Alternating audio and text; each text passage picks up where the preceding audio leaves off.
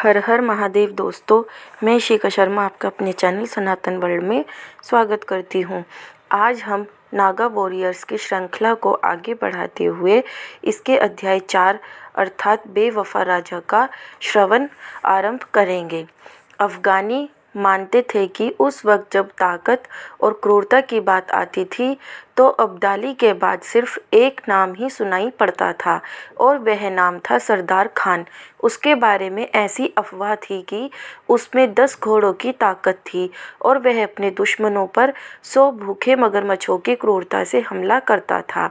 वह ऐसा सेनापति था जिसके युद्ध कौशल और नीतियों ने अफ़गान बादशाह अब्दाली के साम्राज्य के सूरज को कुछ इस तरह से रोशन किया था कि जिसकी आग उगलती तापिश के सामने बड़े बड़े साम्राज्य जलकर राख हो चुके थे। कहते हैं उस रोज़ भी बेहद गर्मी पड़ रही थी। आसमान से सूरज आग उगल रहा था जब अहमद शाह अब्दाली के सेनापति सरदार खान ने तूफान की भांति अब्दाली के प्रमुख रणनीतिकारों में शुमार जुगल किशोरों के बड़े और भव्य तंबू में प्रवेश किया। सरदार खान बेहद लंबा और ऊंचे कद का बलिष्ठ इंसान था। उसका शरीर विशाल था और चेहरे पर जख्म के निशान थे। उसकी सुर्ख लाल आंखें, जिसे काजल की गहरी लकीरें इतनी डरावनी बनाती थी कि उसके सामने खड़े किसी भी इंसान की रीढ़ में सिरहन पैदा हो जाए। वह अक्सर अपने सिर पर एक बड़ी सी अफ़गानी पगड़ी बांधता था जो उसके ऊंचे कद और उसके ऊंचे पद में एक खास किस्म के रुतबे को जोड़ देती थी। उसका पहनावा भी बेहद भव्य था, जबकि उसके मुकाबले जुगल किशोर शारीरिक रूप से उसके सामने कहीं नहीं टिकता था। हालांकि एक रणनीतिकार के रूप में उसकी आंखों में अफ़गान सल्तनत की ओर से उसे मिली हुई शक्ति और ऊपर वाले से उसे प्राप्त बुद्धिमत्ता की एक खास किस्म की चमक हमेशा बनी रहती थी। सही मायने में हर वक्त अपने होठों पर कुटिलता की एक हल्की सी मुस्कान लिए जुगल किशोर एक सैन्य रणनीतिकार से ज़्यादा शतरंज का मास्टर मालूम पड़ता था। उस दिन सरदार खान और जुगल किशोर उस विशाल तंबू के अंदर विजयगढ़ और हरिपुर नामक 2 बड़े हिंदू राज्यों को उखाड़ फेंकने की अपनी योजना बनाने के लिए जमा हुए थे, जहां उनके सामने एक बड़ी सी मेज पर सैनिकों, जानवरों और तोपखाने को दर्शाती हुई पत्थरों की छोटी छोटी मूर्तियों से बना हुआ एक विशाल नक्शा फैला था, जिसे कुछ देर तक घूरते रहने के बाद सरदार खान ने उत्तेजित होते हुए जुगल किशोर से कहा, हमें इस युद्ध को जीतने के लिए 8000 आदमी, 500 घोड़े, 50 सैनिक, 50 तोपें और कम से कम 250 ऊँट चाहिए। जुगल, इतना कहकर सरदार खान एक ठसक के साथ वहीं पड़ी आराम कुर्सी पर फैलकर बैठ गया। उसकी बातें और उसके बैठने के अंदाज को देखते हुए जुगल किशोर ने उसे घूरते हुए बड़ी ही सहजता से मुस्कुराकर कहा, जुगल किशोर जी। इतना कहकर वह सरदार खान की आंखों में एकटक देखने लगा था, जबकि उसके होठों पर अब भी एक मुस्कुराहट तैर रही थी। क्या? सरदार खान ने असमंजस में पूछा। उसे जुगल किशोर के कहने का मतलब समझ नहीं आया था। कहना क्या चाहते हो? सरदार खान अपनी बात को पूरा कर पाता उससे पहले ही जुगल किशोर ने उसी सहजता से एक बार फिर कहा, जुगल किशोर जी। उसने इस बार जी पर ज़्यादा जोर दिया था। इस बार सरदार खान को उसकी बात समझ आ गई थी, लेकिन उसने किसी तरह अहम को शांत रखते हुए कहा, हालांकि उसके हाव भाव से उसके स्वाभिमान पर लगी चोट साफ साफ जाहिर हो रही थी। उसने गुस्से में कांपती हुई गंभीर आवाज़ में अपनी बात को दोहराते हुए कहा, मुझे जंग के मैदान में कम से कम 8000 आदमी, 500 घोड़े, 50 तोपें और 250 ऊँट चाहिए होंगे, जुगल किशोर जी। उसने गुस्से में दांत पीसते हुए जुगल किशोर बोलने के बाद जी पर ज़्यादा जोर दिया था। सरदार खान के इतना कहते ही जुगल ने बड़े आराम से सरदार खान के सामने रखी चांदी की बड़ी सी कुर्सी, जो सरदार खान की कुर्सी से थोड़ी ऊंची थी, उस पर बैठते हुए कहा, 4000 आदमी, 200 घोड़े, 20 तोपें और 100 ऊँट, इससे ज़्यादा तुम्हें कुछ नहीं मिल सकता। लेकिन यह मेरी मांग का आधा भी नहीं है, सरदार खान ने गुस्से में कहा। कमाल है सरदार खान, जिस तरह की सेना तुमने मांगी है, ऐसी सेना की मांग तो हमारे भंडार को ही खत्म कर देगी। और जितनी बड़ी सेना तुम चाहते हो, उससे मुझे समझ नहीं आ रहा कि तुम 2 छोटे राज्यों पर हमला करने जा रहे हो या खुद अहमद शाह अब्दाली के खिलाफ युद्ध लड़ने। इतना कहकर जुगल कुटिलतापूर्वक मुस्कुराया। जुगल की बातें सुनकर सरदार खान गुस्से में कांप उठा और झटके के साथ कुर्सी से उठते हुए बोला, मैं आपको याद दिला दूं कि विजयगढ़ और हरिपुर की सेनाएं मिलकर उससे भी कई ज़्यादा गुना बड़ी सेना हो जाती है, जितने की मुझे ज़रूरत है। इतना कहकर उसने जुगल को घूरा। तुम इतने विश्वास के साथ कैसे कह सकते हो कि युद्ध के दौरान उनकी सेनाएं एक साथ लड़ेंगी? जुगल ने उसी मुस्कुराहट के साथ सरदार खान की बुद्धि पर सवाल उठाते हुए पूछा। हमारे खबरी हर कहीं हैं, उन्होंने ही हमें यह खबर दी है, और वैसे भी हमें उन्हें गलती से ऐसा कोई मौका नहीं देना चाहिए जिससे वे हमारे ऊपर हावी हो जाएं। यह कहते कहते सरदार की गहरी काली डरावनी सी आंखें सिकुड़कर छोटी हो गई थी और उसने आगे कहा, हमें बड़ी संख्या में ऐसे योद्धाओं की ज़रूरत पड़ेगी जो क्रूरतापूर्वक उन काफिरों की सेना। कहते कहते अचानक सरदार खान रुक गया और फिर अपने शब्दों को सही करते हुए कहा, मतलब उनकी सेना पर हमला कर सके और युद्ध जीत सके। और ऐसा तभी सरदार खान अपनी बात अभी पूरी कर पाता, उससे पहले ही जुगल ने अपनी उसी सहजता से कहा, तुम इस युद्ध का जो परिणाम चाहे सोच लो, लेकिन मैंने जितना कहा है उससे एक सैनिक भी तुम्हें ज़्यादा नहीं मिलेगा। यह कहकर इस बार जुगल थोड़ा गंभीर हुआ। उसके चेहरे की मुस्कुराहट गायब हो गई थी। मैं तुम्हारी माफ़ करना आपकी बात से इत्तेफाक नहीं रखता। मैं समझता हूँ कि इस युद्ध को जीतने का सिर्फ एक ही तरीका है, यानी एक बहुत बड़ी सेना को लेकर उन पर आक्रमण करना और उन्हें बुरी तरह कुचल देना, जिससे उनका मनोबल तो टूटेगा ही, साथ ही इस पूरे हिंदुस्तान का कोई राजा या उसकी सेना दोबारा हमसे जंग करने की हिम्मत नहीं करेगी। सरदार की आंखें गुस्से में लाल हो चुकी थी और वह तंबू के अंदर इधर से उधर गुस्से में घूम रहा था। तुम्हारा सुझाव बुरा नहीं है, लेकिन इसके और भी कई तरीके हैं। जुगल सामने मेज पर चांदी की तश्तरी में रखे पान के एक बीड़े को अपने मुंह में दबाते हुए बड़ी ही रहस्यमयी ढंग से बोला। उफ, ये तुम्हारे गुप्त तरीके जहन्नुम में क्यों नहीं चल जाते? सरदार चिल्लाया। उसका धैर्य कम होता जा रहा था। उसने तेज आवाज में कहा, अभी जो जरूरी है हमें वह करना चाहिए। यह समय किसी गंदे से और 2 कौड़ी के गुप्त तरीके को लागू करने का नहीं है। सरदार के इतना कहते ही जुगल किशोर ने उससे कुछ इस तरह अपना मुंह फेर लिया था जैसे सरदार वहाँ हो ही नहीं। कुछ बोलते क्यों नहीं? सरदार ने जुगल को घूरते हुए कहा, और जैसे ही उसकी ओर आगे बढ़ा, जुगल ने वहीं पास खड़े सैनिक को इशारा किया, जो जुगल का इशारा पाते ही उसके और सरदार के बीच दीवार बनकर खड़ा हो गया। सरदार जुगल को खा जाने वाली नज़रों से घूर रहा था। अच्छा होगा अगर तुम अपने इस गुस्से को युद्ध के लिए बचा कर रखो। और हाँ, जिस सेना की मांग तुमने की है, अगर वह सेना मैं इस मामूली से सिपाही को सौंप दूं, तो यह भी हरिपुर और विजयगढ़ सहित 5 और राज्य हमें जीत कर दे सकता है। फिर तुम्हारे सरदार खान होने का क्या मतलब? वैसे भी मैंने जिस सरदार खान के बारे में सुन रखा था, वह तो तुम मुझे कहीं से नज़र नहीं आते, बल्कि मेरे सामने तो एक डरा हुआ सरदार खान दिख रहा है, जो सैनिकों के दम पर युद्ध जीतने की बात कर रहा है। फिर उस सरदार खान का क्या, जिसके नाम के आगे उसके दुश्मन भी महान लगते हैं? जुगल ने सरदार खान को ताना मारते हुए कहा। और फिर उसने आगे कहा, तुम्हारी समझ के लिए बता दूं कि युद्ध जीतने के लिए बनाई जाने वाली रणनीति भ्रम फैलाने के लिए नहीं, बल्कि युद्ध जीतने के लिए ही बनाई जाती है। और कभी कभी युद्ध ताकत से नहीं बल्कि रणनीति से भी जीते जाते हैं। जुगल पान की पीक को वही चांदी के पीक दान में थूकते हुए बोला जिसे एक सिपाही लिए खड़ा था। रणनीति कायर बनाते हैं, योद्धा नहीं, सरदार ने गुर्राते हुए कहा। जुगल के हाथों अपने अपमान से उसका चेहरा गुस्से से लाल हो गया था।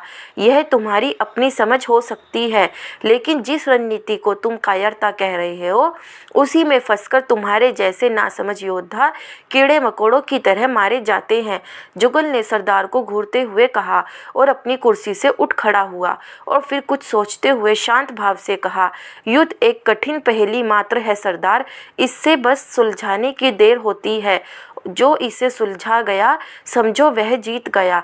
यह कहकर जुगल चुप हो गया। खुदा करे जो तुम करना चाहते हो वह काम कर जाए, नहीं तो अगर यह लड़ाई गलती से भी हम हारे तो तुम्हारे साथ क्या होगा उसकी कल्पना तुम्हें कभी सपने में भी नहीं की होगी। सरदार ने जुगल को चेतावनी देते हुए कहा और जैसे ही अपनी कुर्सी से उठकर तंबू से बाहर जाने के लिए मुड़ा तभी जुगल की आवाज़ उसके कानों तक आई। इसकी चिंता करने की ज़रूरत ज़्यादा तुम्हें है सरदार खान, क्योंकि मैं जो करना चाहता हूँ शायद खुदा भी कुछ वैसा ही चाहता है, और मेरे ख्याल से खुदा सिर्फ इतना चाहता है कि जीत मेरी हो। चाहे तुम युद्ध में दुश्मन का सिर काट आओ तब भी, या तुम युद्ध में खुद अपना सिर कटाकर आओ तब भी। यह सुनकर सरदार ने अपनी खूनी नज़रों से पलटकर जुगल की ओर देखा। जुगल किशोर अपने दोनों हाथों को पीछे की ओर मोड़कर खड़ा था और सरदार को कुटिलता से मुस्कुराते हुए देख रहा था। फिर कुछ क्षण बाद उसने एक जोर का ठहाका मारकर हंसते हुए कहा, अरे यह तो मजाक था। मैंने सोचा यहाँ तंबू के अंदर का वातावरण कुछ ज़्यादा ही गर्म हो गया है, इसलिए इसे कुछ ठंडा किया जाए। मुझे पूरी उम्मीद है कि जीत उसी की होगी जो युद्ध में अपना पराक्रम दिखाएगा। अब तुम जाओ और युद्ध की तैयारी करो। इतना कहकर जुगल एक बार फिर मुस्कुराया, जबकि कुछ सोचकर सरदार खान तंबू से बाहर निकल गया। उसकी आंखों में जुगल किशोर के प्रति नफरत और उससे अपनी हार की निराशा साफ साफ झलक रही थी। तंबू से बाहर निकलते उस समय उसने तंबू के दरवाजे पर लगे पर्दे को मारे क्रोध के जोरों से खींचा था, जिसके कारण पूरे तंबू में एक कपकपाहट दौड़ गई थी। जबकि तंबू के अंदर कुछ देर तक जुगल अपने चेहरे पर एक मुस्कुराहट लिए जस का तस खड़ा रहा। कुछ देर तक यूं ही खड़ा रहने के बाद जुगल ने पीछे मुड़ते हुए अपने सहायक को पत्र लिखना शुरू करने का निर्देश दिया। जुगल किशोर के तंबू के बाहर से अफगान सैनिकों के हमले में बेरहमी से ध्वस्त नगरों के भयानक दृश्य दिख रहे थे। सरदार खान अपने सीने में जल रहे अपमान की आग को समेटे तेज तेज कदमों से चलता हुआ उन अफगान सैनिकों के बीच गया, जिनके सामने अनेक हिंदू पुरुष रस्सियों में बंधे गुलामों की तरह घुटनों पर बैठे थे, जबकि कुछ को खंभों के सहारे लटकाकर बांधा गया था। सभी हिंदू पुरुष पूरी तरह घायल थे। अफगान सैनिक उन पर थूककर शरीर से तरल अपशिष्ट पदार्थ विसर्जित करके या बुरी तरह मारपीट कर उन्हें प्रताड़ित कर रहे थे। शिविर में स्थित अन्य तंबुओं से अनेक महिलाओं के चीखने की आवाज़ें आ रही थी, तो साथ ही कई अन्य महिलाओं को जबरदस्ती घसीटते हुए तंबुओं की ओर ले जाया जा रहा था। उनकी पीड़ा से भरी चीखें हवा को चीरती हुई मालूम पड़ रही थी। अपमान और कष्ट में जल रही उन महिलाओं का चेहरा सूखकर पीला पड़ चुका था। हृदय को जलाकर राख कर देने वाला यह दृश्य उस तनावग्रस्त लेकिन आरामदायक बातचीत से बिल्कुल अलग था जो उस भव्य तंबू के भीतर जुगल किशोर और सरदार खान के बीच हुई थी। इधर विजयगढ़ राज्य का आसमान रात के अंधेरे में रोशनी के असंख्य दीपों की टिमटिमाहट से जगमगा उठा था। रोशनी की ये हजारों टिमटिमाते हुए दिए उनकी सनातन परंपरा और संस्कृति की भव्यता और सुंदरता को दर्शा रहे थे। खूबसूरत भवनों, साफ सुथरी सड़कों, हरे भरे वनों, उपवनों, नदियों, झरनों और उपजाऊ भूमि का राज्य था विजयगढ़, जिसका भव्य किला जितना मजबूत था उतना ही उसकी जड़ें अपनी परंपरा, संस्कृति और विरासत से जुड़ी थी। कहते हैं इस राज्य के लोगों को ऊपर वाले ने सुंदरता के रूप में एक अद्भुत वरदान दिया था। इस राज्य की महिलाएं और पुरुष अत्यंत रूपवान होते थे, जिनकी खूबसूरती राज्य की मनमोहक प्राकृतिक सुंदरता से समान रूप से मेल खाती थी। और उसी मनोहारी सुंदरता को अपने विशाल किले के भव्य परकोटे में खड़े होकर विजयगढ़ के महान राजा मनोहर निहार रहे थे। एक ऐसा राजा जिसकी जान अपनी प्रजा में बसी हुई थी। पिछले 40 वर्षों से विजयगढ़ की सत्ता पर विराजमान राजा मनोहर के केश अब बर्फ की तरह सफ़ेद हो चुके थे। उनकी आंखों और होठों के आसपास की झुर्रियाँ उनकी उम्र का मानो अब सही सही पता देने लगी थी। हालांकि उनका शरीर अब भी बेहद मजबूत था, जो यह बताने के लिए काफ़ी था कि वे एक पारंगत योद्धा थे। उनके व्यक्तित्व में एक अलग किस्म की शांति और धैर्य की आभा झलकती थी, और ये खास गुण उनके स्वभाव में भी भली भांति घुले हुए थे। उनकी प्रजा उन्हें प्रेम पूर्वक महाराजा के उपनाम से पुकारती थी, शायद इसलिए क्योंकि उन्होंने अपना पूरा जीवन राज्य की भलाई और प्रजा की खुशहाली के लिए प्रयास करते हुए बिताया था। उन्हें बुद्धिमान और परंपरा के प्रति गहरा सम्मान रखने वाले दयालु शासक के रूप में जाना जाता था। महाराजा मनोहर की आंखें अपनी प्रजा को इस तरह खुश देखकर आंतरिक प्रसन्नता से चमक रही थी कि तभी पीछे से किसी की आवाज़ आई, महाराजा हरिपुर के राजा वेदांत आ रहे हैं। बूढ़े मंत्री ने आकर मनोहर को सूचित किया था। जब तक मनोहर मंत्री की बात पर कोई प्रतिक्रिया दे पाते, नमस्कार महाराजा के अभिवादन के साथ हरिपुर के युवा राजा वेदांत वहां पहुंच चुके थे। मनोहर के विपरीत वेदांत की त्वचा में जवानी की चमक थी और उनकी आंखें बेहद जीवंत और आनंद से भरी हुई थी। शरीर से दुबले पतले होने के कारण हरिपुर के राजा वेदांत के व्यक्तित्व में बाज जैसी चंचलता और चतुरता नजर आती थी। उनके तीखे चेहरे और गहरे काले बाल उनके शानदार सफ़ेद परिधान के साथ बिल्कुल भी मेल नहीं खाते थे। उन्हें देखकर ऐसा लगता था मानो सर्कस का कोई जोकर किसी राज्य का राजा होने का अभिनय कर रहा हो। खैर, वेदांत को अपने पिता की असमय मृत्यु हो जाने के कारण बहुत कम उम्र में ही राज्य की सत्ता हासिल हो गई थी, और अपने आप को अपने पिता से बेहतर साबित करने में लगे राजा वेदांत अपनी महत्वाकांक्षी शासन शैली के लिए दूर दूर तक प्रसिद्ध हो गए थे। इस क्षण एक बूढ़ा महाराजा और एक युवा राजा दोनों ही एक दूसरे के सामने बैठे थे। इस वक्त मनोहर के चेहरे पर चिंता झलक रही थी और वे चुपचाप बैठे थे कि तभी कब से इधर उधर अपनी गर्दन को तेजी से नचा नचा सब कुछ आश्चर्य से देखते राजा वेदांत ने कहा, मुझे अपने भव्य और सुंदर राज्य में आमंत्रित करने के लिए आपका तहे दिल से धन्यवाद। महाराजा मनोहर वेदांत की नज़रें किले के नीचे चल रहे भव्य उत्सव पर टिकी हुई थी।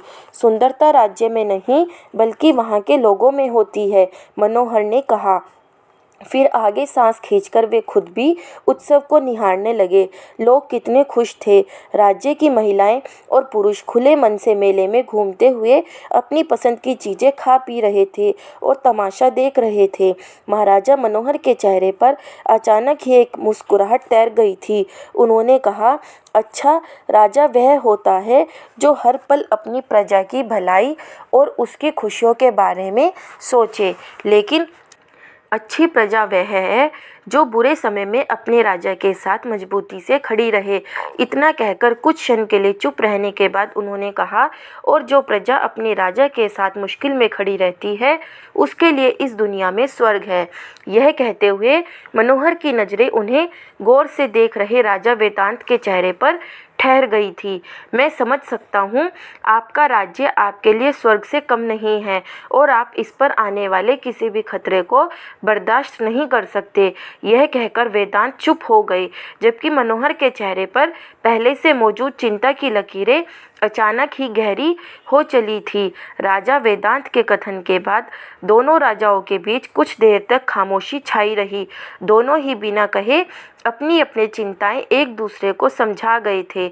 बाहर चल रहे उत्सव को देखते हुए दोनों कुछ देर चुप रहे। उनके आसपास एक अजीब सी चुभने वाली खामोशी छा गई थी। दुश्मन कभी भी आक्रमण कर सकता है, हमारा काम है बस तैयार रहना, वेदांत ने आखिरकार खामोशी को तोड़ते हुए कहा। मनोहर ने एक नज़र वेदांत की ओर देखा और बिना कुछ कहे एक बार फिर बाहर देखने लगे। हर राजा को बलिदानों का बोझ तो उठाना ही पड़ता है, वेदांत ने कहा। वेदांत चाहते थे कि मनोहर के दिल में क्या चल रहा है वे स्वयं कहें, परंतु एक बार फिर महाराजा मनोहर ने सिर्फ अपने सिर को हिलाकर वेदांत की बात पर अपनी सहमति जाहिर की और चुपचाप बाहर देखते रहे। लेकिन उनके अंदर वेदांत की कही बात, वर्षों में जो कुछ भी उन्होंने अपने राज्य के लिए खोया था, उसके सारांश के रूप में लगातार गूंजने लगी। हर राजा को बलिदानों का बोझ तो उठाना ही पड़ता है, लेकिन फिर भी एक संदेह अब भी है कि क्या ये बलिदान जीत सुनिश्चित कर पाएंगे। वेदांत ने एक बार फिर कोशिश की। नहीं, लेकिन आने वाली पीढ़ियां हमें इसलिए याद करेंगी कि हमने अपने मान सम्मान के लिए अपने प्राणों की आहुति देना स्वीकार किया, लेकिन दुश्मन के डर से कायरों की तरह पीठ दिखाकर नहीं भागे। मनोहर अचानक बोल पड़े। बोलते समय उनकी आंखों में गर्व का ज्वार उठ रहा था। उनकी बातचीत चल ही रही थी कि तभी उनका संदेशवाहक बेहद डरा हुआ दौड़ते हुए उनके पास आया। महाराज, हमें अभी अभी खबर मिली है कि सरदार खान की सेनाएं हमारी ओर बढ़ रही हैं। वे 3 दिन में हम पर हमला कर देंगी। संदेशवाहक की बात सुनकर मनोहर एक पल के लिए मानो हक्के बक्के रह गए। उनका ठहरा हुआ व्यक्तित्व कुछ ऐसे स्तब्ध हो गया जैसे समुद्र में सुनामी उठने से पहले समुद्र के गहरे पानी की ऊपरी सतह और अधिक शांत हो जाती है। ठीक है, मनोहर ने संदेशवाहक की ओर बिना देखे कहा और कुछ पल के लिए अपनी आंखें बंद कर ली। घुटने पर टिकी उनकी हथेलियों को उनका पैर लगातार झटके देने लगा था। तभी झटके से वेदांत अपनी कुर्सी से उठ खड़े हुए और राजा मनोहर की ओर हाथ बढ़ाते हुए कहा, मुझे आज भी अच्छी तरह से याद है कि कैसे आपकी प्रजा ने मेरे राज्य हरिपुर में पड़े अकाल के बुरे दौर में आधे पेट खाकर अपना अनाज हमारे लोगों को देकर हमारी पूरी प्रजा को भूखे मरने से बचा लिया था। हम आपके आभारी हैं महाराजा। सच में आप और आपकी प्रजा महान है। हम और हमारी प्रजा आपकी ताउम्र आभारी रहेगी। वेदांत इसके आगे कुछ बोलते उससे पहले ही मनोहर ने खड़े होते हुए अपने चेहरे पर मुस्कुराहट लाकर कहा, एक मित्र राज्य का अपने दूसरे मित्र राज्य के प्रति एक कर्तव्य होता है जो हमने निभाया था, और वैसे भी ऐसी अनगिनत घटनाएं हैं जब आपके पिता ने ज़रूरत के समय हमारा साथ दिया था। फिर भला हम संकट के समय कैसे चूक जाते। और यही तो कारण है कि हमारी मित्रता जैसा उदाहरण कहीं और देखने को नहीं मिलता। इतिहास गवाह है कि हरिपुर और विजयगढ़ की युगल सेना एक साथ लड़ती हुई कभी किसी युद्ध में पराजित नहीं हुई। एक बार फिर समय का पहिया घूमता हुआ वहीं आ खड़ा हुआ है जब दुश्मन ने हमें ललकारा है। वक्त है फिर से इस संकट में दोनों राज्य एक साथ आकर दुश्मन को मुंह तोड़ जवाब दें। यह कहते हुए महाराजा का पूरा व्यक्तित्व जोश से भर गया। उन्होंने आगे कहा, हम में से किसी को तो उस अफगान आक्रमणकारी अहमद शाह अब्दाली के आगे चुनौती बनकर खड़ा होना ही होगा। अब जब वह खुद ही विजयगढ़ की ओर बढ़ चला है तो हम भी तैयार हैं उसकी चुनौती को स्वीकार करने के लिए, अन्यथा वह पलक झपकते ही सभी हिंदू राज्यों को मिटा देगा। मुझे यकीन है कि हम एक साथ मिलकर सरदार खान के नेतृत्व वाली उसकी सेना को हराने में सक्षम होंगे। यह कहते कहते मनोहर ने वेदांत के दाएं हाथ को अपने दोनों हाथों में भर लिया। मुझे यह अच्छी तरह पता है महाराजा कि मेरे पिता विजयगढ़ की रक्षा में विजयगढ़ की ओर से हर बार लड़े थे। वेदांत ने भी मनोहर के दाएं हाथ को अपने दोनों हाथों से पकड़ते हुए कहा। उनकी नज़रें मनोहर की आंखों में लगातार देख रही थी। अपनी बात कहते हुए लगातार हंसते रहने वाले वेदांत अचानक गंभीर होते हुए बोले, आप चिंता मत कीजिए महाराजा, इस बार हम दोनों मिलकर ऐसा युद्ध करेंगे कि कोई भी बाहरी आक्रांता दोबारा हिंद की सरजमी पर कदम रखने की हिम्मत नहीं करेगा। आप युद्ध की तैयारी कीजिए, हम आपके साथ हैं। वेदांत ने भरोसे से कहा, तुम बिल्कुल अपने पिता की तरह बात कर रहे हो। मैं तुम्हें बता नहीं सकता कि इस मुश्किल घड़ी में तुम्हारे ये शब्द मुझे कितनी ताकत दे रहे हैं। मनोहर वेदांत के भरोसे से गदगद हो चुके थे। उन्होंने कहा, विजयगढ़ तुम्हें कभी नहीं भूलेगा। ये आप कैसी बात कर रहे हैं महाराज, यही तो समय है मित्रता साबित करने का।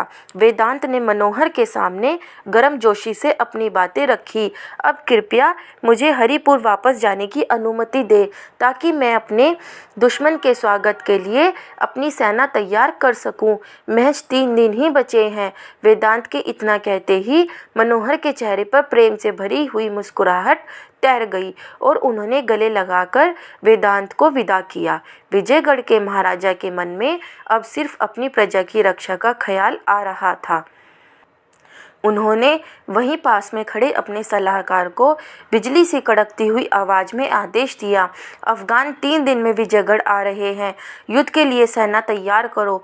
विजयगढ़ और हरिपुर एक बार फिर साथ मिलकर लड़ेंगे। इतना कहने के साथ ही उन बूढ़ी हड्डियों में तलवार की भांति चमक गोंद गई थी। विजयगढ़ की हवा में खुशी और जश्न के माहौल के बावजूद किले की दीवारों के भीतर युद्ध की योजना बनाई जाने लगी थी। गठबंधन बनाए जा रहे थे और जान को दांव पर लगाने की तैयारियों का दौर शुरू हो चला था। इधर हरिपुर का दरबार लगा हुआ था। राजा वेदांत अपने सिंहासन पर विराजमान थे। उनकी मंत्री परिषद के सभी मंत्रीगण और सेनापति कृष्णा के साथ सेना के अन्य उच्च अधिकारी भी दरबार में बैठे हुए थे। कुछ देर तक सभा में उपस्थित सभी लोग अपने राजा वेदांत को देखते रहे।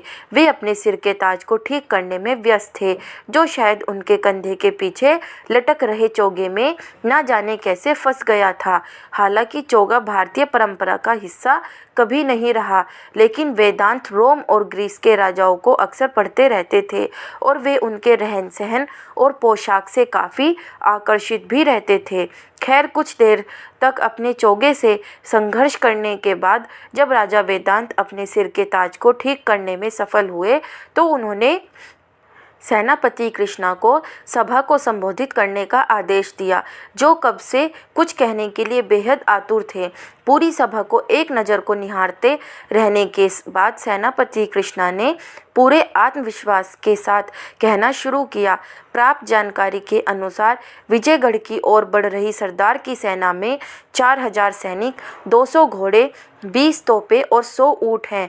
लेकिन जो उन्हें पता नहीं है कि इस युद्ध में हरिपुर की ओर से 2700 सैनिक, 100 हाथी, 150 घोड़े और 10 चल तोपें शामिल होने वाली हैं, जो विजयगढ़ की ओर से लड़ने वाले 3000 सैनिकों, 50 हाथियों, 50 घोड़ों और 10 तोपों के साथ मिलकर दुश्मन पर कितना भारी पड़ने वाले हैं। कृष्णा के इतना कहते ही पूरी सभा में जोश की लहर दौड़ गई। जबकि अपनी बात खत्म करने के बाद कृष्णा ने अपने राजा वेदांत की ओर देखा, जो किसी उधेड़ बुन में फंसे हुए उसे ही देख रहे थे। सेनापति कृष्णा की आंखें आत्मविश्वास से भरी हुई थी। उन्होंने अब अपने राजा वेदांत को संबोधित करते हुए कहना शुरू किया, महाराज, हरिपुर और विजयगढ़ की सभी योद्धा एक साथ मिलकर लड़ने के लिए तैयार हैं। अगर हम विजयगढ़ के साथ मिलकर लड़ेंगे तो हमारी जीत निश्चित है। आपकी अनुमति मिलते ही हम उस आक्रांता सरदार खान को घुटनों पर ला देंगे और वचन है मेरा आपको, उस पापी का कटा हुआ सिर आपके चरणों में होगा और यह हिंदुस्तान की धरती से उन आक्रमणकारियों के लिए एक चेतावनी होगी कि वे फिर कभी हमारी भूमि पर कदम ना रखें। कृष्णा के इतना कहते ही सारे सभागण एक साथ चिल्ला उठे, महाराज वेदांत की जय, सेनापति कृष्णा की जय, भारत भूमि की जय। इन जयकारों के बीच सेनापति कृष्णा का उत्साह अपने चरम पर था। सभा में संचारित हो रहे जोश और जयकारे के कारण सेनापति कृष्णा को अपनी शक्ति दोगुनी मालूम पड़ रही थी। सारे मंत्री परिषद का उत्साह देखकर कृष्णा को युद्ध में सरदार खान की हार तय लगने लगी। तभी वेदांत शांतिपूर्वक अपने सिंहासन से उठ खड़े हुए। अपने राजा को सिंहासन से उठते हुए देखकर सभागण भी खड़े हो गए। सभी अपने राजा को सुनने के लिए एकदम खामोश हो गए थे। कुछ पल तक सभी सभागणों को देखने के बाद राजा वेदांत ने सभा को संबोधित करते हुए कहा, हरिपुर विजयगढ़ के साथ युद्ध में भाग नहीं लेगा। वेदांत के इतना कहते ही पूरी सभा में एक आश्चर्यजनक खामोशी फैल गई। वहां उपस्थित किसी भी आदमी को वेदांत के इस फैसले का बिल्कुल भी अनुमान नहीं था, न ही भरोसा था। वहां उपस्थित कोई भी शख्स एक पल के लिए भी अपने राजा की बातों पर विश्वास नहीं कर पाया। तभी अपने राजा को अवाक सा देख रहे सेनापति कृष्णा ने वेदांत से पूछा, लेकिन क्यों महाराज? कृष्णा के इतना पूछते ही वेदांत ने अपने हाथ बढ़ाया और कृष्णा की ओर एक संधि पत्र बढ़ा दिया, जिसे कृष्णा ने तत्काल वेदांत के हाथों से लेकर पढ़ना शुरू किया। उन्हें नहीं पता था कि यह कैसा पत्र है, लेकिन जब उन्होंने पत्र पढ़ना शुरू किया तो पाया कि पत्र में एक आकर्षक प्रस्ताव दिया गया था, जिसमें लिखा गया था, राजा वेदांत, मैं हरिपुर की ओर कृतज्ञता और मित्रता का हाथ बढ़ाता हूँ। राजा मनोहर की हार तो निश्चित ही है, लेकिन देखने वाली बात यह होगी कि तुम क्या निर्णय करते हो। तुम अपने सभी सैनिकों के साथ एक मृत राजा की सहायता करना चाहते हो या अफगान सेना से हाथ मिलाना चाहते हो। बदले में मैं वादा करता हूँ कि अफगान तुम्हारे राज्य पर कभी हाथ नहीं डालेंगे। कृपया इस पत्र को हमारे समझौते का लिखित आश्वासन समझा जाए। मैं तुम्हारे उत्तर की प्रतीक्षा करूंगा। पत्र पढ़ते ही कृष्णा हताश होकर आहत भरे शब्दों में बोले, महाराज, यह एक जाल हो सकता है। हम इन पर भरोसा नहीं कर सकते। इस वक्त अगर आपके पिताश्री राजा होते तो वे अफगानों के साथ कभी समझौता नहीं करते। अपने हर एक शब्द पर जोर डालते हुए कृष्णा ने वेदांत को समझाने की कोशिश की और अपनी बात कहकर अपने राजा को बड़ी ही उम्मीद से देखने लगे। लेकिन कृष्णा की बातों को सुनकर बिना कोई देरी किए वेदांत ने कहना शुरू किया। इस दौरान वे जोर जोर से बोल रहे थे ताकि वहां उपस्थित सभी लोग सुन सकें। एक राजा के रूप में मेरे लोगों का जीवन पहले आता है। इतना कहते ही राजा वेदांत की आंखों में एक विशेष प्रकार की चमक तैर गई। उन्होंने सिंहासन से कुछ कदम आगे चलते हुए अपने सभागणों के कुछ करीब आकर कहा, मेरे लोगों की सुरक्षा और मेरे राज्य को बचाने के लिए जो भी करना पड़े मैं करूँगा। मेरे पिता ने मुझे मेरे राज्य और राज्य के लोगों के हितों को सुरक्षित करने का दायित्व सौंपा था और जैसा कि आप सभी जानते हैं कि वे बड़े ही दूरदर्शी और न्यायप्रिय राजा थे और अगर मैं काबिल नहीं होता तो वे कभी राज्य की बागडोर मुझे नहीं सौंपते। इतना कहते ही वेदांत के होठों पर एक विशेष प्रकार की अभिमान से घुली हुई मुस्कान तैर गई और अपनी चाल में थोड़ी ऐंठन लाते हुए सिंहासन के मंच पर दाएं से बाएं टहलते हुए उन्होंने कहा, लेकिन उन्हें विश्वास था कि मैं जो भी फैसले लूँगा वे सही होंगे और राज्य के हित में होंगे, इसलिए आप लोग भी मेरा विश्वास कीजिए। विजयगढ़ की ओर से न लड़ने का हमारा फैसला एकदम उचित और हरिपुर के भविष्य को सुरक्षित करने वाला है। वेदांत ने जैसे ही अपनी बातों को ख़त्म किया, गहरी चिंता में डूबे सेनापति कृष्णा ने विनती के भाव से कहा, लेकिन महाराज।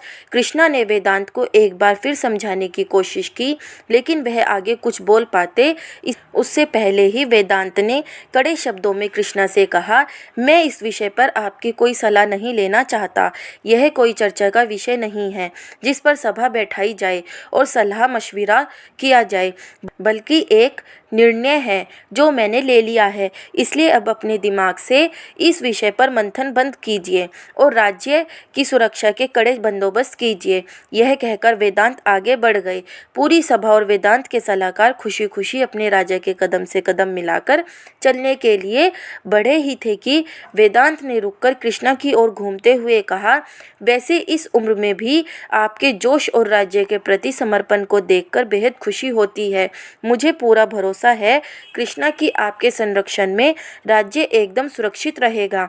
वेदांत की बातें सुनकर कृष्णा ने कृतज्ञता में अपनी गर्दन को अपने राजा के सामने झुका दिया, लेकिन उनके चेहरे पर राजा मनोहर की मदद ना कर पाने की निराशा और अपराध बोध की भावना साफ साफ झलक रही थी।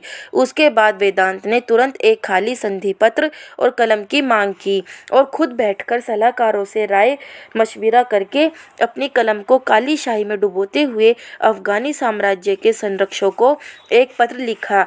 मैं आपके अति ताकतवर और ऊंचे पद पर बैठे बेहद बुद्धिमान सरदार से गठबंधन की पेशकश पाकर बहुत सम्मानित महसूस कर रहा हूं। मैं आपकी पेशकश स्वीकार करता हूं और आपको आश्वासन देता हूं कि इस गठबंधन से आपको बहुत फायदा होगा। हरिपुर से आप संतुष्ट होंगे, जबकि विजयगढ़ पूरी तरह से आपका होगा। संधि पत्र पर शब्दों के रूप में अपने भावों को व्यक्त करते हुए वेदांत जितने खुश थे, उनके सेनापति उन शब्दों को पढ़कर उतने ही दुखी थे। कृष्णा के चेहरे पर निराशा और अपराध बोध के भाव बने हुए थे।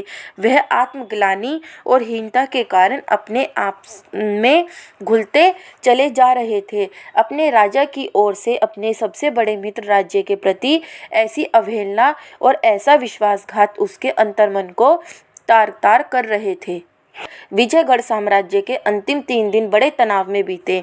उस दिन आसमान डूबते सूरज की रोशनी में लाल रंग से रंगा हुआ था। जब महाराजा मनोहर युद्ध भूमि में अपनी सेना में सबसे आगे खड़े थे, जो साहस और वीरता के अद्भुत चित्र की तरह प्रतीत हो रहा था। पीछे पैदल और घुड़सवार सेना की लंबी कतारें थीं, जिनके एक साथ पड़ते कदम ताल से जमीन कांप रही थी। ऐसा लग रहा था जैसे वे अपने दुश्मन को ललकार रहे हों। साथ ही राजसी लड़ाकों से सजे शाही हाथियों का झुंड विजयगढ़ के अभिमान की तरह युद्ध भूमि में मस्तक उठाए खड़ा था। अलग अलग उम्र के पुरुष सैनिक, जिनके चेहरे दृढ़ संकल्प से सख्त थे, अपने हथियारों को पकड़े खड़े थे और दुश्मन का बेसब्री से इंतजार कर रहे थे। उनके हाथों में सजी तलवारें हों, तीर धनुष हो या खंजर हो, सब रक्त के प्यासे थे। युद्ध के इस विकट समय में वे सैनिक अपनी मातृभूमि की रक्षा में दुश्मनों के प्राण लेने या फिर अपना प्राण दान देने के लिए किले की भांति युद्ध भूमि में अडिग खड़े थे। अपने सैनिकों के अंदर धधक रही वीरता की ज्वाला ने महाराजा मनोहर के अंदर गर्व की भावना भर दी थी। उनका दिल पिंजरे में बंद पक्षी की तरह पिंजरा तोड़कर बाहर आने की कुलबुलाहट जैसा धड़क रहा था। इस क्षण उनके चेहरे पर शांति और एक महान योद्धा सा तेज था। उनकी आंखें, जो आमतौर पर हमेशा मुस्कुराती हुई और आतिथ्य को स्वीकारती और आदर सम्मान देने वाली होती थी, इस क्षण एक सैनिक की तरह युद्ध की ज्वाला में सुलगती हुई डरावनी लगने लगी थी। उन्हें देखकर लग रहा था कि वे आगे के युद्ध के लिए पूरी तरह तैयार थे। हर तरफ बेहद डरावनी खामोशी की गूंज सुनाई पड़ रही थी। हवा के वेग से फड़फड़ाती विजयगढ़ साम्राज्य की पताका अपने जाबाज सैनिकों की बहादुरी के किस्से सुनाने को आतुर थी।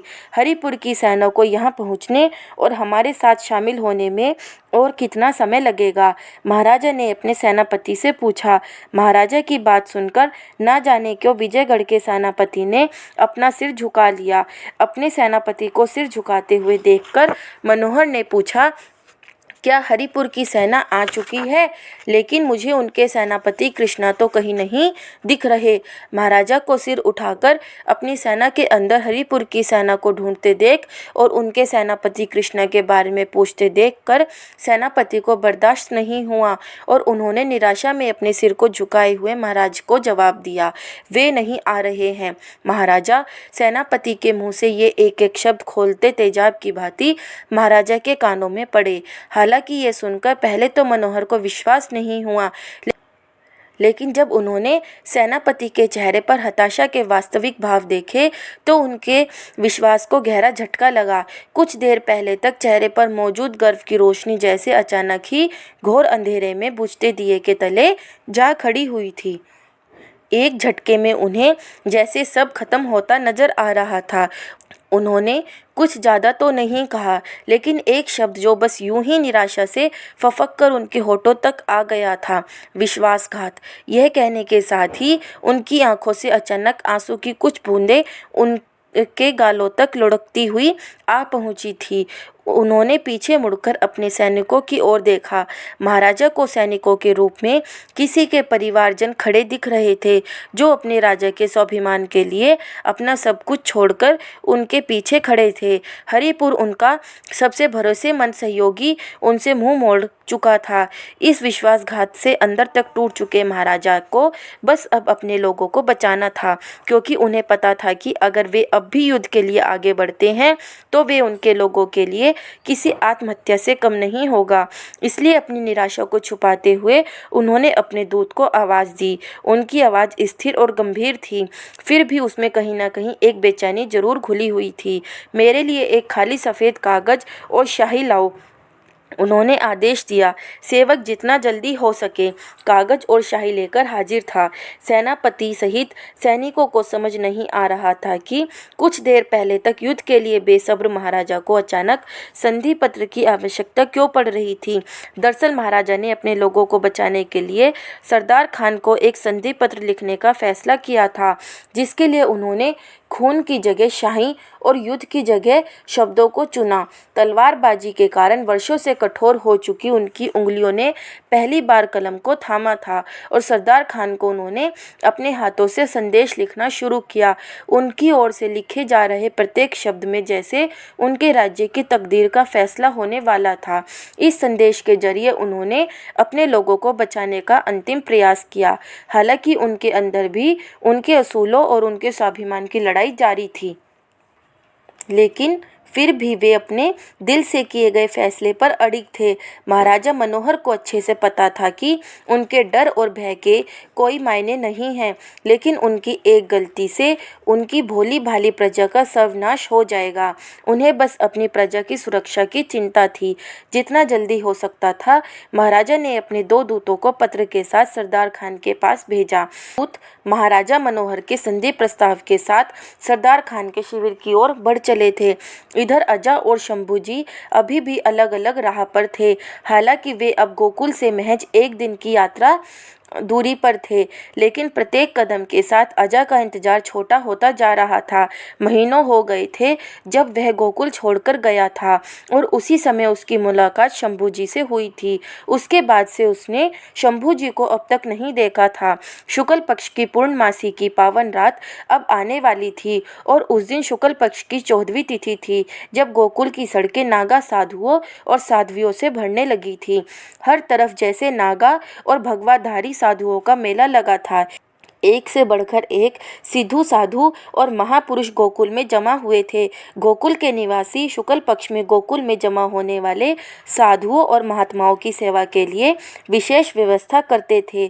उनके भोजन और रात्रि विश्राम के लिए पूरे शहर में शिविर लगाने के साथ साथ गोकुल के निवासी अगले दिन पूर्णिमा को होने वाली भव्य पूजा की तैयारी में उत्साह से जुटे हुए थे और नागा साधुओं का सम्मान और कृतज्ञता के साथ स्वागत कर रहे थे। एक और गोकुल में उमड़ा जन सैलाब भक्ति मार्ग का सूचक था, तो दूसरी तरफ अपनी शक्ति के मद में चूर सरदार खान विजयगढ़ के किले से कुछ ही दूरी पर स्थित अपने शिविर में अपनी सेना के साथ विजयगढ़ पर आक्रमण की तैयारी कर रहा था। तभी विजयगढ़ के 2 दूत अपने महाराजा मनोहर का संदेश लेकर सरदार खान के तंबू में पहुंचे। 2 अजनबी सैनिकों को तंबू के पास आते देखकर कुछ अफगान सैनिकों ने उन्हें पकड़ लिया। लेकिन जब उन्होंने बताया कि वे विजयगढ़ के सैनिक हैं और महाराजा मनोहर की ओर से सरदार खान के लिए एक ज़रूरी संदेश लेकर आए हैं, तो उन अफगान सैनिकों ने अपने कुछ साथियों की निगरानी में उन दोनों संदेश वाहकों को शिविर के बाहर ही छोड़कर सरदार के पास जाने का फैसला किया। विजयगढ़ के संदेशवाहक शिविर के प्रवेश द्वार के बाहर चुपचाप खड़े थे, लेकिन शिविर के अंदर स्थित तंबुओं से उनके कानों तक साफ साफ किसी महिला और पुरुष की पीड़ा से चिल्लाने की आवाज़ें आ रही थी। उन्होंने सुना कोई कह रहा था, पढ़, ला इलाहा इल्लल्लाह, पढ़, नहीं तो अभी तो तेरी बेटी का कत्ल किया है, तेरी बीवी को काटकर कुत्तों के सामने डाल दूंगा, पढ़, नहीं तो एक जोर की फटाक की आवाज़ के साथ एक बार फिर किसी आदमी के दर्द में चिल्लाने की आवाज़ उन सैनिकों के कानों तक आई। कहाँ है तेरा भगवान शंकर कृष्णा? वह बंदर इतने सारे हैं कि नाम तक याद नहीं आते। नकली भगवान बना रखे हैं हरामखोरों ने, इसलिए मैं कहता हूँ पढ़ ले, ला इलाहा इल्लल्लाह, नहीं तो तेरी एक अकेली बीवी हमारे 10 मर्दों को झेल नहीं पाएगी। हा हा हा। ये सब सुन सुनकर जैसे उन हिंदू संदेशवाहकों के कानों से खून आने लगा था, उनका कलेजा बैठा जा रहा था। तभी उन्हें वे सैनिक आते दिखे जिन्होंने उन्हें पकड़ा था। पास आते ही अफगान सैनिकों ने उन दोनों संदेशवाहकों को अंदर जाने को कहा। कुछ ही मिनट में दोनों संदेशवाहक सरदार के भव्य तंबू के अंदर थे। उन्होंने देखा तंबू के अंदर एक बेहद आलीशान लकड़ी का राजसी पलंग लगा था, जिसके सामने चांदी की मेज लगी थी, जिस पर खाने पीने की ढेर सारी चीजें थी, और एक तरफ तंबू की दीवार के सहारे सरदार खान द्वारा पहना जाने वाला का लबादा लटक रहा था, तो दूसरी तरफ भेड़िए की कटी हुई गर्दन टंगी हुई थी, जबकि सरदार खान अपने बड़े से सिंहासन पर बैठा तंबू के कोने में कहीं देख रहा था। सैनिकों की नज़र जब उस ओर गई तो उन्होंने देखा एक बेहद खूबसूरत महिला चिराग की रोशनी में अस्त व्यस्त स्थिति में एकदम नग्न बैठी थी और वहीं पर मृत पड़े हुए अपने पति को एकटक देख रही थी, जिसका बेरहमी से गला काटा गया था। सैनिकों को यह पहचानने में एक क्षण का वक्त भी नहीं लगा कि वह एक हिंदू महिला थी, क्योंकि उसके माथे का फैला हुआ सिंदूर अब भी चमक रहा था। कहो क्या काम है? तंबू के अंदर धीमे धीमे जल रहे उस चिराग की रोशनी में सरदार खान ने उन संदेशवाहकों को देखकर नफरत से घूरते हुए पूछा। संदेशवाहक भी उतनी ही नफरत से जल रहे थे। उन्होंने बिना कुछ कहे अपने द्वारा लाए गए संदेश पत्र को सरदार खान की ओर बढ़ा दिया, जिसे सरदार खान ने जानने की इच्छा के साथ झपटते हुए उनके हाथों से छीन लिया था। सरदार खान ने मनोहर द्वारा भेजे गए संधि पत्र को पढ़ा और पढ़ते ही एक कुटिल मुस्कुराहट के साथ कुछ देर तक उस संधि पत्र को उलट पलट कर देखता रहा। कुछ क्षण तक यूं ही मुस्कुराते रहने के बाद वह विजयगढ़ से संधि के लिए अपनी शर्तों पर चर्चा करने के लिए तैयार हो गया। विजयगढ़ के दोनों सैनिक इस संदेश के साथ अपने राजा के पास लौट गए कि महाराजा के संधि समझौते के लिए सरदार खान मान गया है और महाराजा से मिलना चाहता है।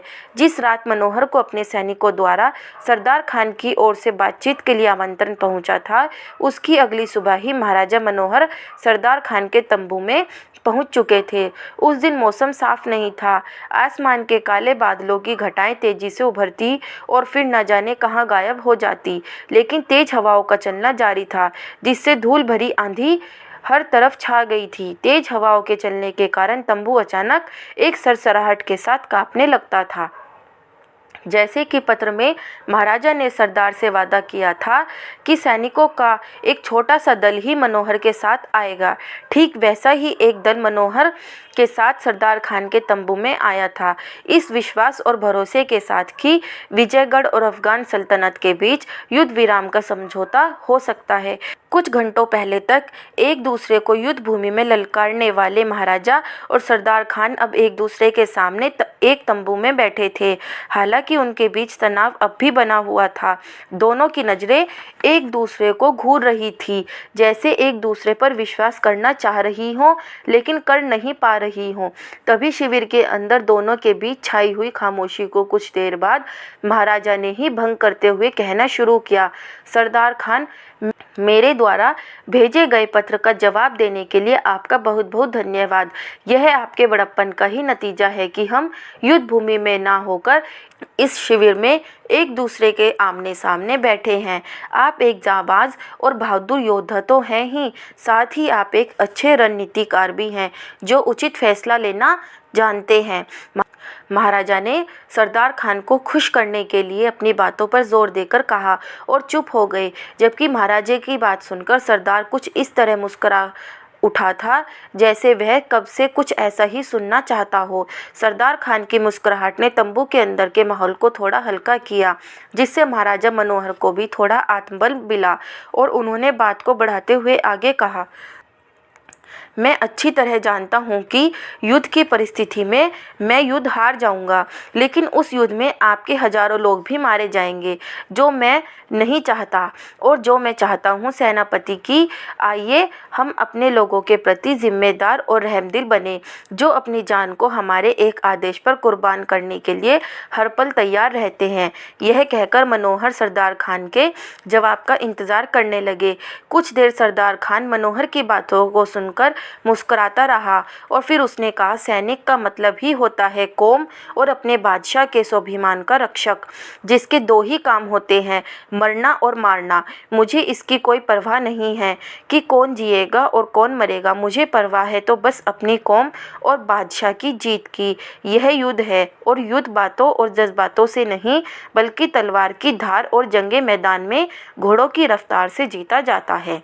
सरदार ने कड़े शब्दों में अपने मन के भाव को प्रदर्शित करते हुए जवाब दिया था। सरदार के जवाब को सुनकर मनोहर एक झटके में सरदार खान के इरादे को भाप गए।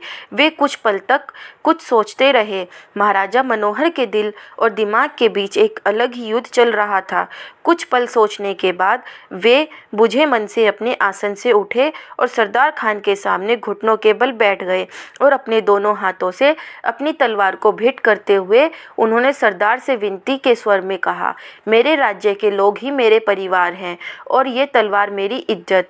आप मुझे बस इतना बता दीजिए कि मेरे सभी आदमियों और बच्चों की जान के बदले मैं आपको क्या चाहिए। मनोहर ने लगभग गिड़गिड़ाते हुए कहा। अपने सामने घुटनों के बल बैठकर अपनी तलवार सौंपते मनोहर को सरदार खान बड़ी ही तरस भरी हीन नज़रों से कुछ देर देखता रहा और फिर उसने शांतिपूर्वक राजा मनोहर की तलवार ले ली।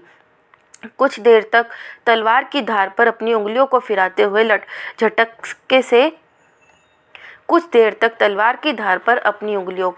फिराते हुए झटके से अपने सैनिकों को इशारा किया कि वे महाराजा की बाहों को दोनों तरफ से आकर पकड़ ले। सरदार का आदेश पाते ही दो अफगान सैनिकों ने आकर मनोहर को दोनों तरफ से पकड़ लिया। राजा ने अपने आप को छुड़ाने की बहुत कोशिश की, लेकिन हट्टे कट्टे अफगान सैनिकों ने लगातार मुक्के मारकर बूढ़े मनोहर को घुटनों के बल बैठकर समर्पण करने पर मजबूर कर दिया। महाराजा अब चोटिल थे, उनकी आंखें अफसोस में डूबी जा रही थी। मनोहर को न जाने क्यों इस पल किसी पर क्रोध नहीं आ रहा था, उन्हें बस अपनी प्रजा की याद आ रही थी।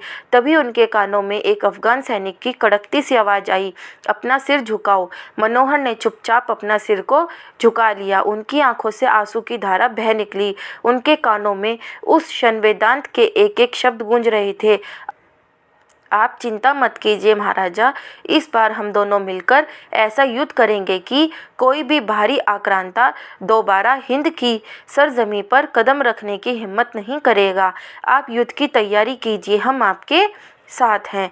तभी उनके कानों में एक बार फिर कड़कती सी आवाज़ पहुंची, अपने सिर को ज़मीन से सटाओ। मनोहर ने अपने सिर को ज़मीन से लगाया और उनका अंतर्मन उस क्षण इस बात को स्वीकार कर रहा था कि क्यों बार बार हजारों वर्षों से भारत की सभ्यता और संस्कृति बाहरी आक्रांताओं के खून से सने पैरों तले रौंदी जाती रही है। क्यों हिंदू स्त्रियों को ये आतंकी सरे बाजार बेचते हैं और उनके पुरुषों के सामने उनका बलात्कार करते हैं। क्यों निर्दोष इंसान इन पापियों के हाथों मारा जाता है, क्योंकि हमारी सभ्यता और संस्कृति ने बार बार हर बार ना जाने कितने विभीषणों और जयचंदों को जन्म दिया है। मनोहर अपने जीवन के आखिरी समय में सोच रहे थे कि इतिहास यह कहेगा कि हम पर मुस्लिम आक्रांताओं ने राज किया क्योंकि वे महान लड़ाके थे, नहीं बल्कि इसलिए क्योंकि हमारे देश में गद्दारों की कमी नहीं थी। तभी एक ज़ोरदार आवाज़ उस तंबू में गूंज उठी थी, बिस्मिल्लाह अल्लाहू अकबर, अल्लाह के नाम पर अल्लाह सबसे बड़ा है।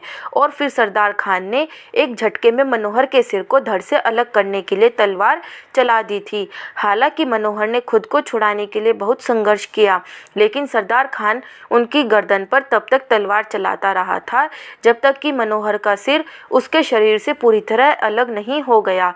उसके बाद सरदार खान ने उनके बालों से पकड़कर उनका सिर उठाया और उसे अपने चेहरे के करीब लाते हुए कहा, तुमने ऐसा क्यों सोचा कि मैं जो चाहता हूँ उससे कम पर मैं राजी हो जाऊँगा।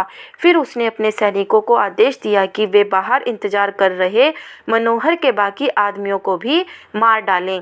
दूर आसमान में पूर्णमासी के एक रोज पहले का चांद अपनी पूरी सुंदरता के साथ चमक रहा था। शीतल हवाएं बह रही थी। तभी उन हवाओं में एक क्रूरता से भरी हुई गूंज बड़ी तेजी से आकर घुली, विजयगढ़ पर आक्रमण शुरू करो, कल दोपहर से पहले हमें किला फतेह कर लेना है। सरदार खान ने पूरी ताकत से चिल्लाते हुए अपने सेनापतियों को आदेश दिया और मनोहर का सिर लेकर तंबू से बाहर निकल गया। दोस्तों, अगर आपको यह वीडियो अच्छी लगी हो तो वीडियो को लाइक और चैनल को सब्सक्राइब करें और कमेंट में हर हर महादेव लिखना ना भूलें। हर हर महादेव।